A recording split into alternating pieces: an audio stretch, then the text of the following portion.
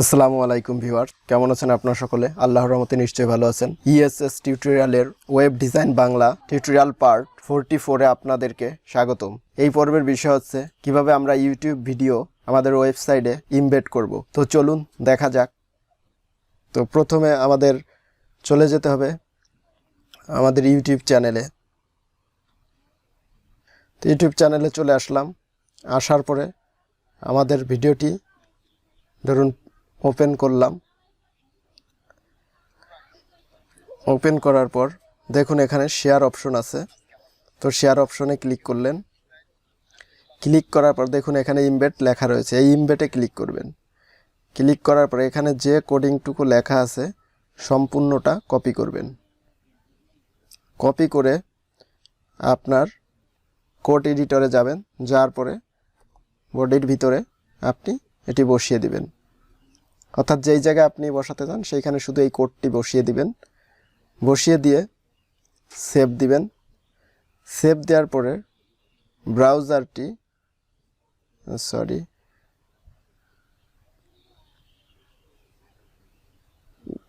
ব্রাউজারে ওপেন করবেন। তো দেখুন চলে এসেছে।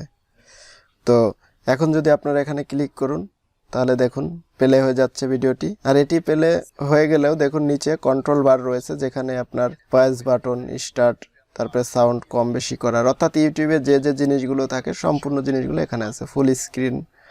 তো আপনি চাইলে কোডিং থেকে এখান থেকে এই যে অ্যালাউ ফুল স্ক্রিন, এটা যদি তুলে দেন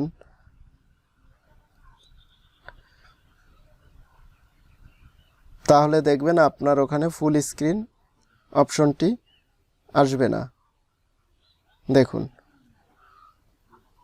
এটি আর কাজ করছে না। দেখুন এটার উপরে মাউসের কার্সর নিলে কাজ হচ্ছে না, অন্যগুলোর উপরে নিলে দেখেন পয়েন্টার অপশন আসছে, কিন্তু এটার উপরে আর আসছে না। তো এইভাবে আপনারা তারপরে শেয়ার বাটন, তারপরে ইনফো, টোটাল জিনিসগুলোই রয়েছে। তো দেখুন আমরা ওটাকে রাখতেছি। দেখুন তো এই হচ্ছে আমাদের ইউটিউব ভিডিও ইমবেড করার উপায়। তো চাইলে আপনারা এখান থেকে উইথ, হাইট এগুলো কম বেশি করে দিতে পারেন। ধরুন এখানে আমি 720, এখানে 480 সেভ দিলাম।